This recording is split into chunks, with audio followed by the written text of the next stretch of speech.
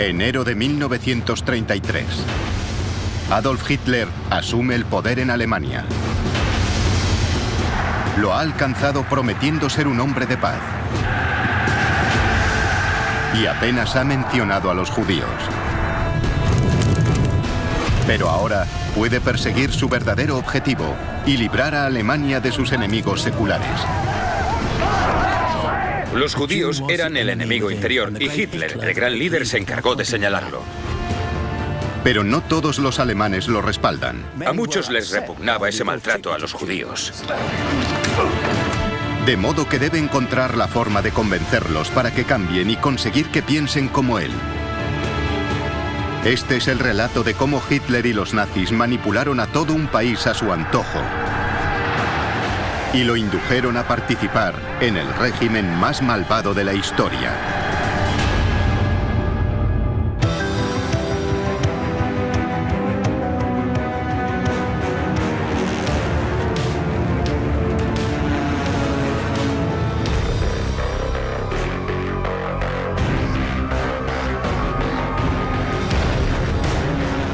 El ascenso del partido nazi. En el poder. Febrero 1933. Un mes después de llegar al poder, un nervioso Adolf Hitler se acerca a las ondas. Es su primer discurso radiofónico al pueblo alemán.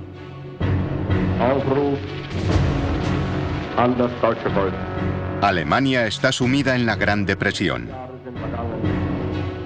Titubeante en un principio, describe la gravedad de la situación.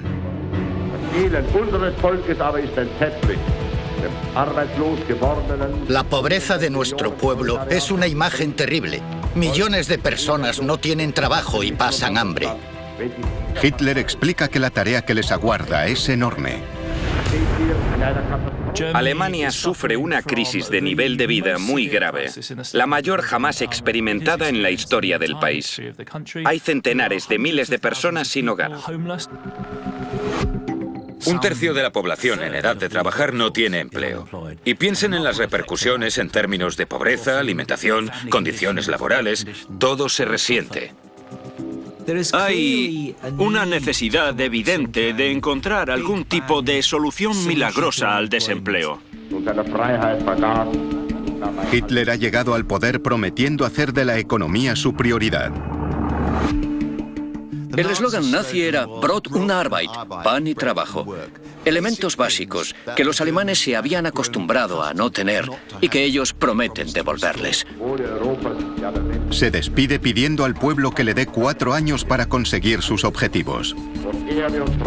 Les dijo, mirad, haremos lo que prometimos, pero necesitamos tiempo para hacerlo. Así que por favor, tened Geduld, tened paciencia. Pero lo que muchos alemanes no saben es que la economía no es lo que realmente preocupa a Hitler. Sus ambiciones son otras desde hace tiempo, aunque no las menciona en su discurso. Son obsesiones ideológicas que se remontan a su experiencia en la Primera Guerra Mundial y a los años 20, y que se expresan a través de sus textos de Mein Kampf.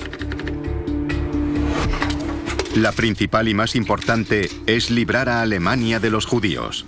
Cimentó su partido en un antisemitismo rabioso. Los considera una fuerza malévola mundial, sin sentido de la nacionalidad y culpable de la crisis alemana. Es una gran trama para dominar el mundo, y nosotros los alemanes sufrimos por ellos.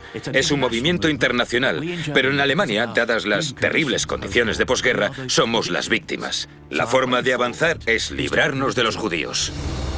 1 de abril de 1933. Apenas semanas después de llegar al poder, en vez de ocuparse del desempleo, Hitler se centra en los judíos. Se organiza un boicot nacional a las tiendas y negocios judíos, en los que los camisas pardas dirigen el bloqueo. Pero no sale bien.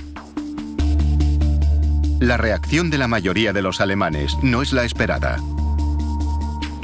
Siguen comprando en las tiendas judías. Al pueblo alemán simplemente no les interesa la cruzada antisemita de Hitler. El informe de un diplomático estadounidense destinado en Leipzig resume el efecto del boicot y lo describe como impopular entre las clases trabajadoras y los círculos cultos de las clases medias.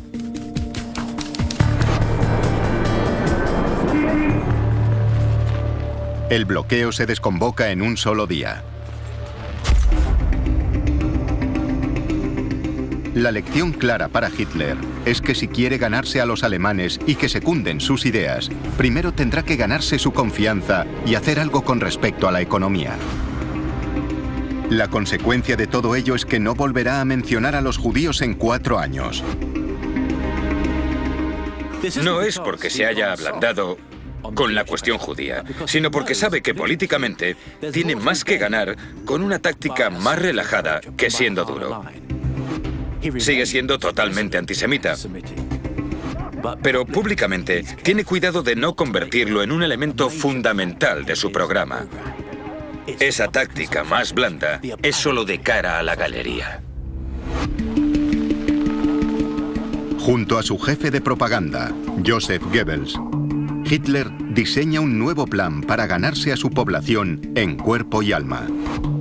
Presentan una batalla por el trabajo a nivel nacional, financiada por un programa de reactivación económica de 1.000 millones de Reichsmark. Diseña planes para construir carreteras, para hacer obras, para preparar a los jóvenes desempleados, pero para prepararlos de una forma útil a la sociedad. Comienza un enorme proyecto de obras a grandísima escala. Goebbels se encarga de que las cámaras capten al Führer, liderando el proyecto.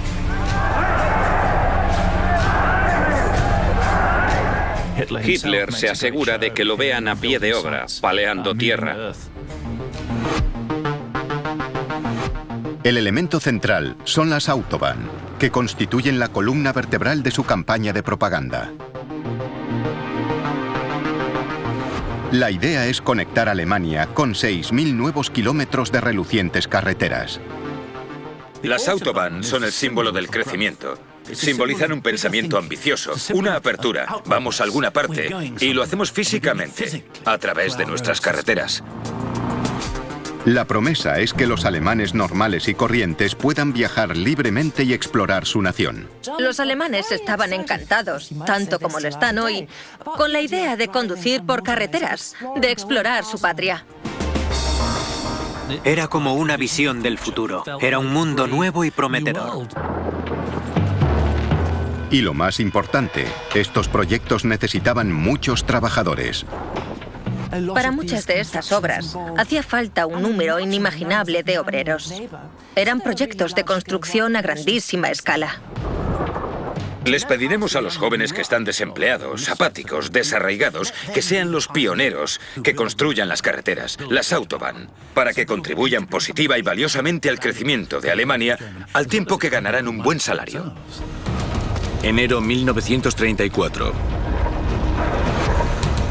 Ha pasado un año y el régimen de Hitler marcha según lo previsto.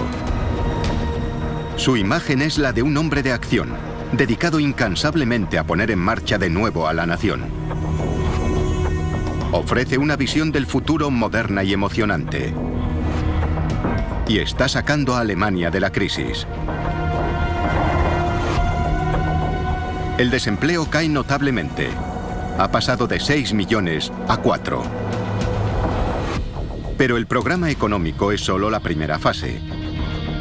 El siguiente paso es llevar el mensaje del nazismo a todos los aspectos de la vida cotidiana.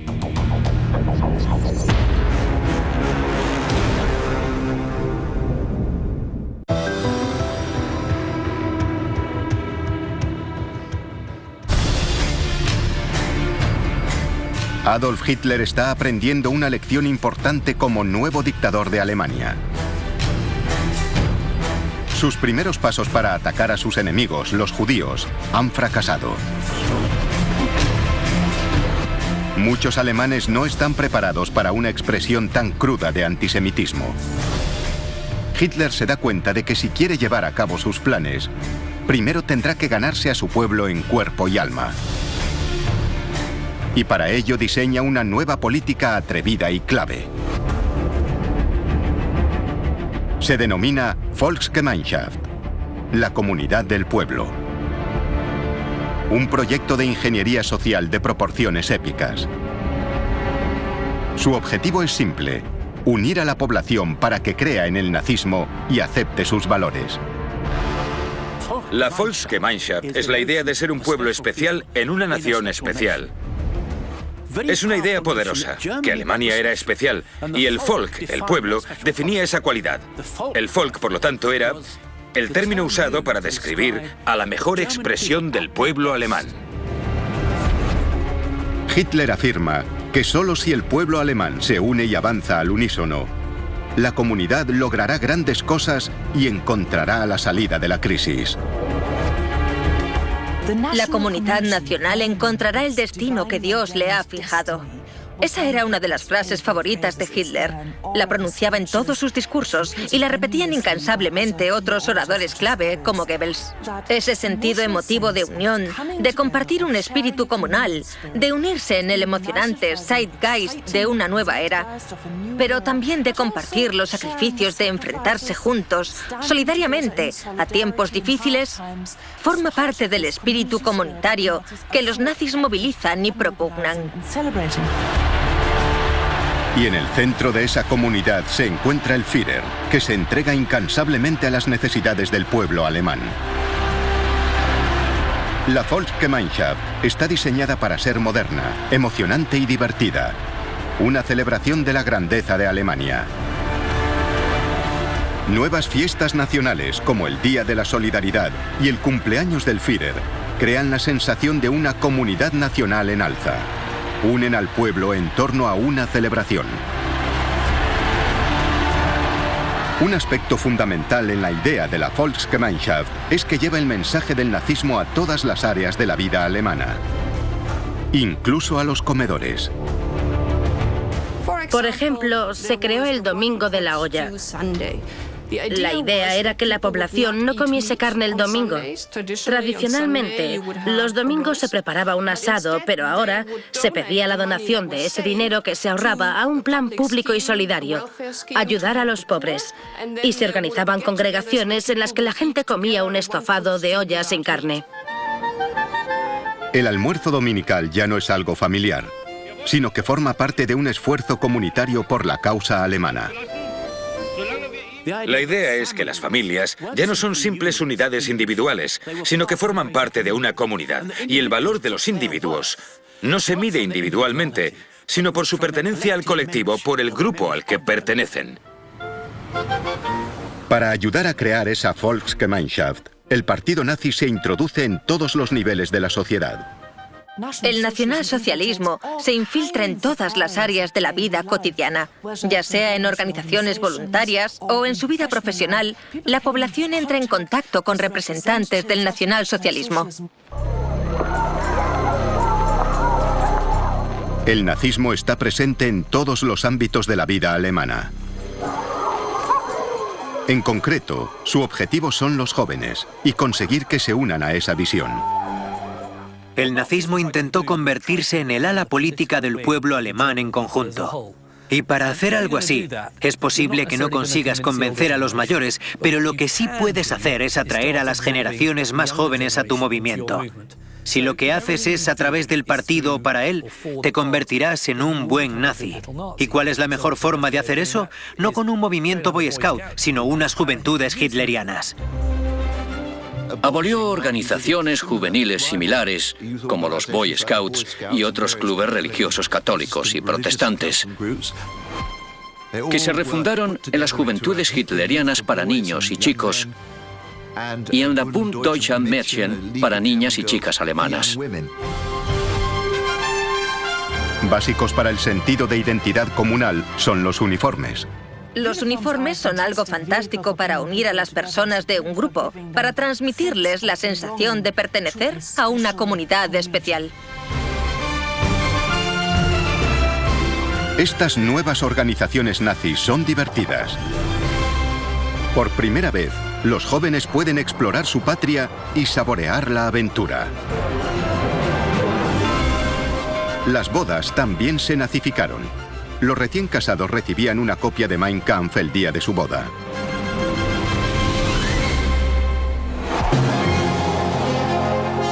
La mano del partido incluso llega a los centros de trabajo. Se crea un gran movimiento laboral, la fuerza mediante la alegría, para ofrecer ventajas a los trabajadores como viajes y vacaciones. La Fuerza mediante la Alegría fue una de las organizaciones nazis de más éxito en términos propagandísticos. Ofrecía programas de ocio para trabajadores, les ayudaba a relajarse y a disfrutar de la vida, y al mismo tiempo los adoctrinaba en el espíritu del fascismo. Podían ir de vacaciones a un 50% del precio de mercado. Se crearon líneas de cruceros. Además, se construyeron cantinas modernas en todas las fábricas. Incluso se organizaban giras de orquestas que recorrían esas fábricas. El mensaje propagandístico está claro. El partido nazi te cuidará y te ofrecerá un mundo de promesas. Los alemanes se creen este sueño de oportunidades nuevas y emocionantes. Pero no se dan cuenta de que todo forma parte del proyecto secreto de Hitler. Porque la Volksgemeinschaft tiene un lado oscuro. La visión de Hitler diferencia claramente entre quienes están dentro de la comunidad y por lo tanto son de pura raza alemana y quienes están fuera de ella, como los judíos. Era algo poderoso, porque establecía una barrera clara entre los que pertenecían a la comunidad nacional y los que no. El ciudadano se sentía valioso y al mismo tiempo proporcionaba chivos expiatorios de los problemas, pues no formaban parte de la comunidad nacional. Por eso los judíos no podían formar parte del Volk. Era algo exclusivo, porque era ario. Se basaba y fundamentaba en el pasado glorioso y ofrecía un futuro glorioso. La Volksgemeinschaft es la primera etapa en un lento proceso para lavar el cerebro a los alemanes y conseguir que vean a los judíos como una clase inferior. En su momento, Hitler y su círculo interno utilizarán todo esto para hacer cómplices a los alemanes de crímenes atroces. Pero por el momento, deben tener paciencia.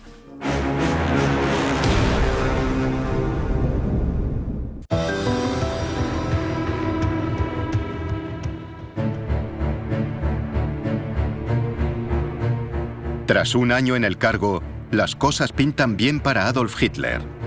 Está cambiando la situación económica, creando un modelo social nuevo para Alemania y abriendo el país gracias a las Autobahn.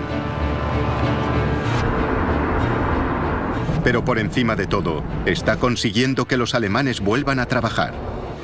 El desempleo cae en un 33%, y esto es algo que puede anunciar a bombo y platillo a sus seguidores y decirles: mirad, he cumplido un punto de mi programa.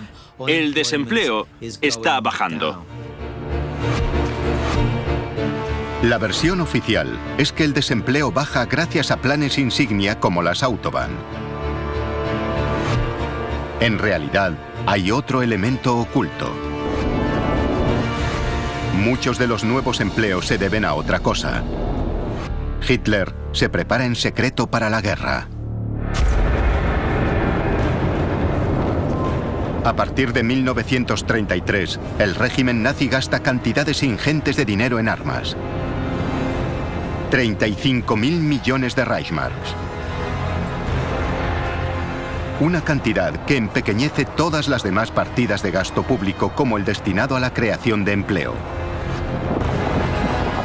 Y esto encaja en otro punto del plan real de Hitler.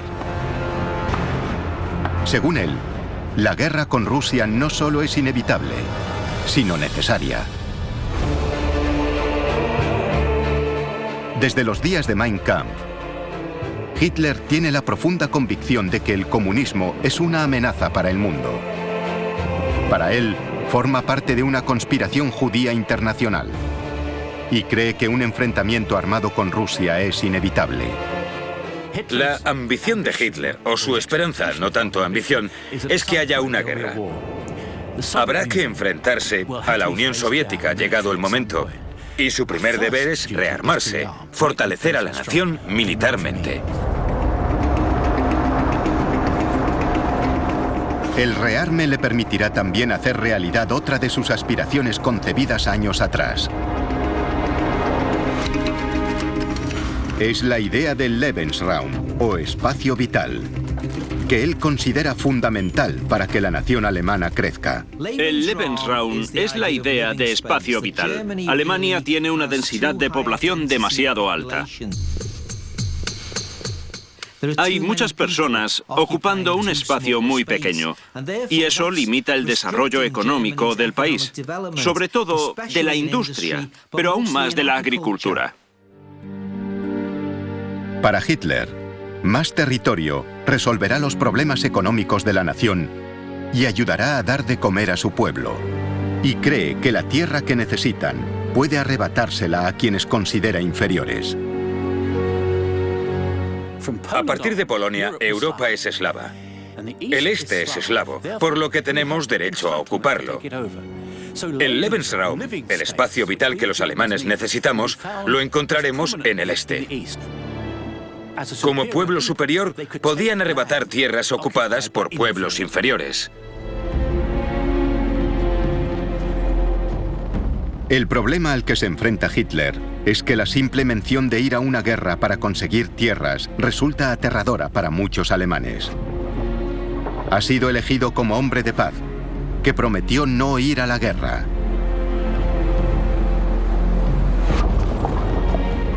Los recuerdos de los horrores de la Primera Guerra Mundial aún están frescos en la memoria de la población.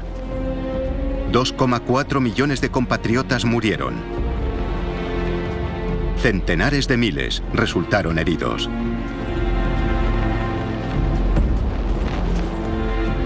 Esto plantea un problema a Hitler. ¿Cómo vender el rearme a los alemanes? Pero se le ocurre una justificación. No se trata de prepararse para la guerra, sino de recuperar el orgullo alemán. Es un gran programa. No es sufrimiento, compatriotas. Es un avance hacia nuestro destino providencial. La grandeza, la restauración de la grandeza de Alemania. El rearme, afirma Hitler, es un antídoto contra la humillación del Tratado de Versalles. Firmado por los aliados en 1919, el Tratado de Versalles obligaba a Alemania a compensarles por la Primera Guerra Mundial y restringe también el tamaño del ejército alemán. Según los acuerdos de Versalles, Alemania debía limitar su producción de armamento y su ejército a solo 100.000 hombres. Pero él calculó, y resultó que tenía razón, que si iba demasiado lejos no habría respuesta.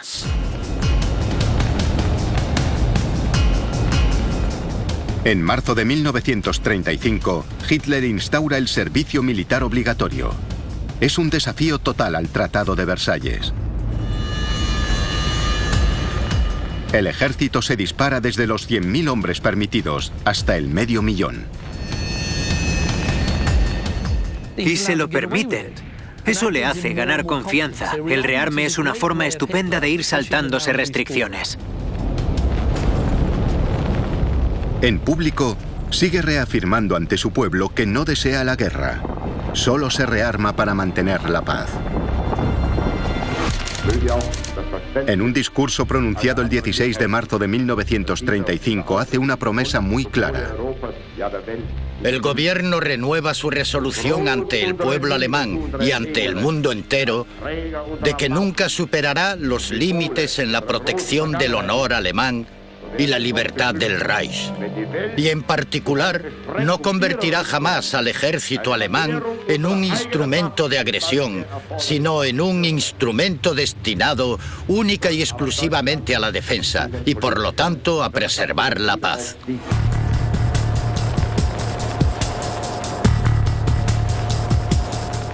Sin embargo, el rearme tiene resultados inesperados. Cuesta una fortuna y desvía recursos del pueblo alemán hacia el ejército. Los salarios son bajos y los alemanes tienen que trabajar más horas y esforzarse más que nunca. Y todo ello resta brillo al sueño tan meticulosamente construido de una comunidad nacional que colma las aspiraciones de todos. Las privaciones pueden ser enriquecedoras para el individuo, según los nazis. No veáis las privaciones como al enemigo, pero llegados a cierto punto, si pides a la población tanto esfuerzo, al final tiene que haber alguna recompensa. Hitler encarga al ministro de propaganda, Joseph Goebbels, pulsar la opinión popular. Y para ello, envía agentes secretos a escuchar conversaciones ajenas y a redactar informes. Es el único medio de encuesta eficaz de un Estado totalitario. Y lo que averigua es alarmante. Las privaciones que sufría el pueblo empezaban a pasar factura. Eran medidas impopulares, provocaban murmullos en las colas, en las tiendas y creaban una ansiedad considerable en el régimen del partido nazi. A pesar de su enorme esfuerzo por ganarse a los alemanes en cuerpo y alma, es evidente que el apoyo popular es frágil. Goebbels y Hitler deben encontrar otra forma de que el pueblo respalde a los nazis. E idean un plan para gestionar el descontento y unir a los alemanes contra el enemigo común. Culparán de las penurias económicas a los judíos. La idea del chivo expiatorio, del enemigo interno, distrae de los problemas económicos, de los problemas de desempleo que aún persisten. Y si se les culpa de la crisis, es solo por hacer justicia. No es venganza, es justicia. Los judíos recibirán lo que se merecen. Nuremberg, 1935. Concentración anual del partido nazi. Un enorme espectáculo de propaganda que se celebra cada año. Nuremberg es importante. Fue la sede de las concentraciones anuales nazis a partir de los años 20. Pero mientras se desarrolla el espectáculo, entre bastidores, se realiza un cambio de última hora en el discurso clave de la concentración. Hitler está desesperado por demostrar al partido que tiene algo que ofrecer. Y en principio iba a versar sobre política exterior, pero decide retirar ese tema y presentar uno nuevo. En cambio, esta nueva política se presenta con una batería de leyes antisemitas.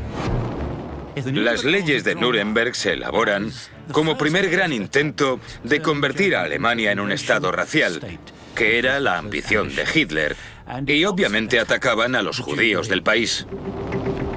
La nueva ley para la protección de la sangre y el honor prohíbe el matrimonio entre alemanes y judíos.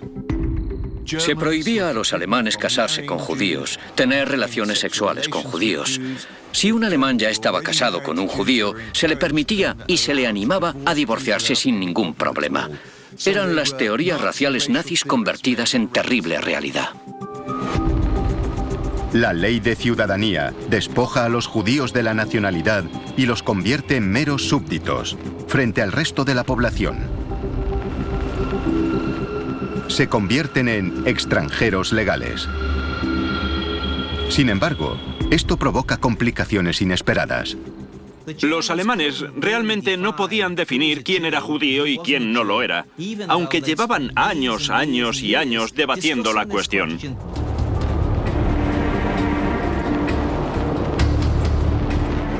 De modo que elaboran otra legislación para evitar confusiones y definir quién es exactamente alemán y quién es judío a ojos de la ley. Se estipuló que todo aquel que tuviese 3 abuelos judíos, por definición era judío, y por lo tanto no tenía derecho a la ciudadanía, ni a derechos laborales, ni a derechos legales, ni siquiera a la educación. Ser judío completo tiene graves consecuencias. Pero incluso los alemanes con solo 1 o 2 abuelos judíos, conocidos como Mischlinge o Cruce, también quedan en una posición comprometida. Es la primera señal clara de la imposibilidad de ser judío y ser alemán. Ante esta pérdida súbita de derechos, algunos Mischlinga se defienden, mientras otros alemanes les muestran su apoyo. Surgieron varias organizaciones tras las leyes raciales de Nuremberg, fundamentalmente para defender a los judíos que no eran del todo judíos, por así decirlo, los Mischlinga. Surge la Asociación de Cristianos No Arios, que llega a alcanzar los 80.000 miembros. Hay un intento de ofrecer protección a los judíos. Es el primer intento en la Alemania nazi de crear una organización no judía que se presenta de alguna manera como fuerza protectora. En esta fase, los nazis toleran esta oposición. Pero finalmente desaparecerá, porque las leyes de Hitler son aceptadas por la mayoría de alemanes. Han empezado a creer que los judíos tienen la culpa y que la pureza del pueblo alemán está antes que los derechos de los judíos. Marzo 1936. 7 meses después de las leyes raciales de Nuremberg, Hitler está haciendo progresos, pero aún no se ha hecho totalmente con los cuerpos y almas del pueblo alemán. Entre bastidores, Hitler trama un nuevo golpe propagandístico para distraer al pueblo de las dificultades económicas. Pretende apelar una vez más al orgullo nacional alemán. Entonces Hitler decide enviar tropas a Renania, una zona del oeste de Alemania desmilitarizada tras la Primera Guerra Mundial. Renania se había convertido en un tema candente para los alemanes desde 1918. Era territorio alemán que había sido ocupado por los franceses y que posteriormente declararon desmilitarizado. Al principio, sus generales no están de acuerdo. Algunos generales le advirtieron: es peligroso, Mein Führer. Los franceses reaccionarán y los británicos también podrían hacerlo. Se enfadó mucho con ellos y replicó: espero que las tropas nacionalsocialistas estén a la ofensiva, no a la defensiva. Pero ignora sus consejos y hace una apuesta monumental. En marzo de 1936, envía tropas alemanas a Renania, incumpliendo los términos del Tratado de Versalles una vez más. Y funcionó. Ocupó Renania en solo 2 días. Francia protesta, pero no hace ademán de resistir. El riesgo ha compensado. Un éxito. Esto lo convierte en un héroe a ojos del pueblo. Y los golpes propagandísticos no cesan. Hitler ofrece a su pueblo un nuevo objetivo reluciente por el que trabajar. Les presenta el Volkswagen, el coche del pueblo. Es el coche de la fuerza mediante la alegría, producido por una organización nazi. Sus folletos estaban por todas partes. La gente tenía unas latitas hucha de colores y había fotos de familias felices recorriendo un paisaje pintoresco y precioso en estos nuevos coches. Era inspirador. Subía el ánimo. La idea de que podías tener un coche y de que podías moverte a tu antojo es algo que ahora damos por sentado, pero para los alemanes de los años 30 era una ambición, tener tu propio coche. Hitler incluso esboza el concepto del Volkswagen en persona y encarga al diseñador de automóviles Ferdinand Porsche que lo haga realidad.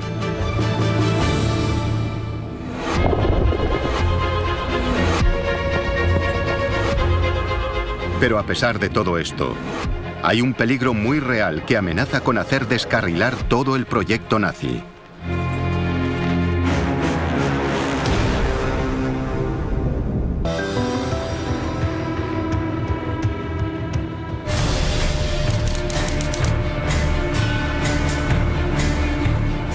Hitler lleva casi 3 años en el poder. Alemania parece un país que sabe a dónde va. Se muestra con orgullo en la escena internacional. Se ha envalentonado y rearmado. Los nazis ofrecen a su pueblo nuevos bienes de consumo y un estilo de vida nuevo y atractivo.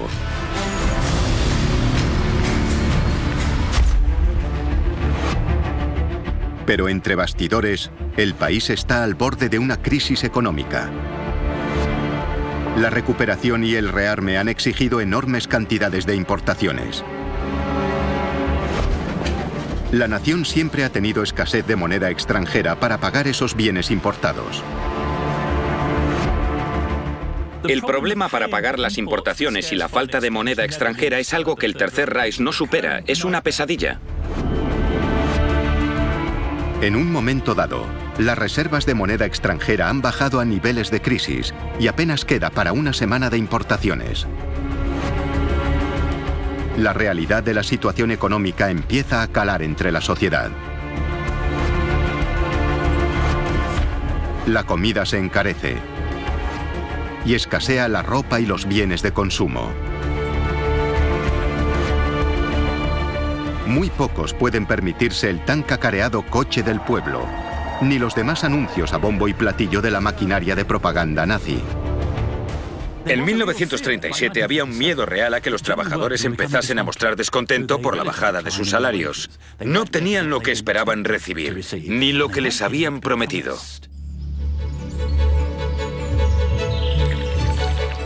Sin embargo, hay algo que salva a Hitler y a su partido. Los acontecimientos mundiales acuden en su ayuda. En 1937, el comercio internacional empieza a repuntar. La economía mundial se recupera durante los 12 meses siguientes. Es un fenómeno mundial. La economía europea mejora y Alemania, junto al resto de países, experimenta los beneficios de esta mejoría. Esa es la suerte que tienen Hitler y los nazis. Para el círculo más íntimo de Hitler, es un gran alivio. Han pasado página. Pasan de estar al borde del colapso a que parezca que su plan funciona. Las arcas alemanas vuelven a llenarse. El Tercer Reich de nuevo puede permitirse alimentar a su pueblo. Y el desempleo llega prácticamente al cero. Hitler parece un genio de la economía.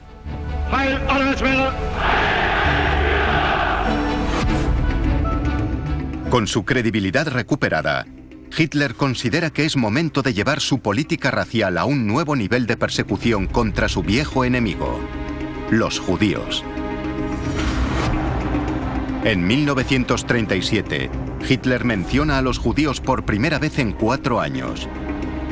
Ensaya la frase que utilizará posteriormente para justificar el Holocausto: que los judíos son la causa de su propia desgracia. Ataca abiertamente a los judíos. Son la causa de las dificultades alemanas.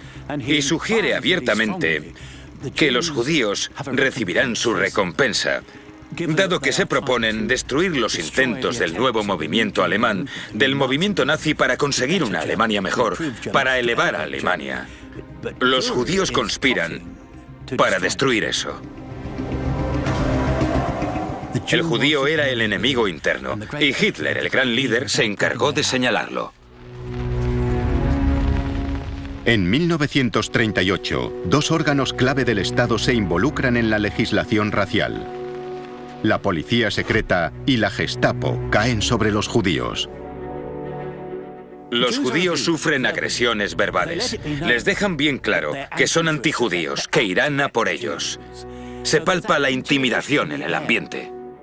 Les dejan claro que son personas marcadas. Es la técnica de la Gestapo para aterrorizar. La SD hace el trabajo de inteligencia y la Gestapo proporciona a los matones. Ante tal presión, más de 250.000 judíos alemanes abandonan el país.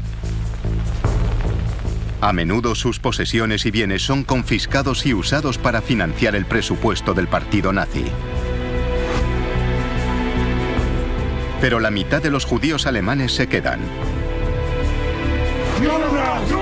Para someterlos a más presión, las persecuciones dan un paso más. Los negocios judíos son arianizados. El decreto para el registro de las propiedades judías excluye a los judíos de la vida económica. Se les prohíbe tener negocios. Tienen que venderlos a alemanes arios a precios de saldo. Entonces, Goebbels diseña un nuevo plan de acción que llevará todo este proceso un paso más allá. Su idea es convocar un día nacional para descargar la violencia contra los judíos. Será conocido como Reichskristallnacht. Incluso tiene la justificación perfecta: el asesinato de un diplomático alemán, Ernst von Rath. Se convirtió en la excusa perfecta para que el Estado nazi desencadenase un torrente de violencia antisemita en las ciudades alemanas. Estaba planificado, solo necesitaban un pretexto, y el asesinato fue el pretexto. Se desata un torrente de violencia.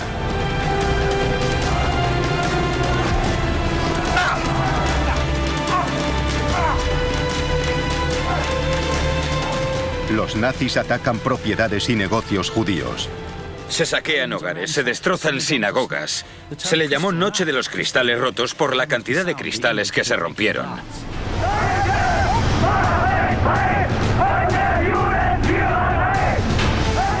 Las multitudes, azuzadas por las SS, destrozan tiendas alemanas, rompen los cristales de los locales y atacan, golpean y masacran judíos.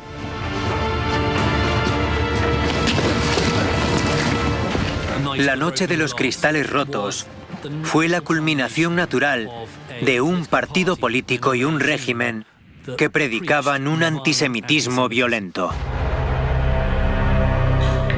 1000 sinagogas son quemadas. 7000 negocios destrozados. 91 judíos asesinados. 30.000 enviados a campos de concentración.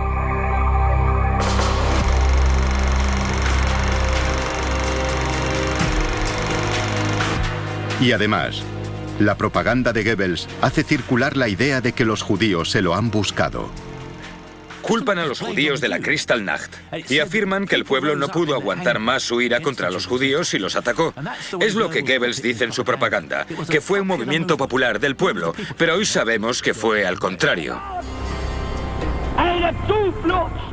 A finales de 1938, desde la perspectiva nazi, su política es un éxito. Hitler se ha ganado a los alemanes en cuerpo y alma y les ha inculcado su forma de pensar. Por primera vez, Alemania ve qué significa realmente el antisemitismo de Hitler y empieza a aceptarlo. Tal vez el elemento más interesante y preocupante de aquella noche de noviembre fue la participación voluntaria de muchos civiles normales y corrientes en esos actos violentos. Fue una demostración pública de la bestialidad y odio que los nazis tenían a la población judía, y un aviso de que lo peor estaba por llegar. Por fin, Hitler tiene al pueblo alemán donde él quería. Se tiene la sensación de que esto es un nuevo amanecer, una nueva era que ofrece oportunidades para mucha gente que está encantada de asumir la violencia que acompaña a todo el proceso.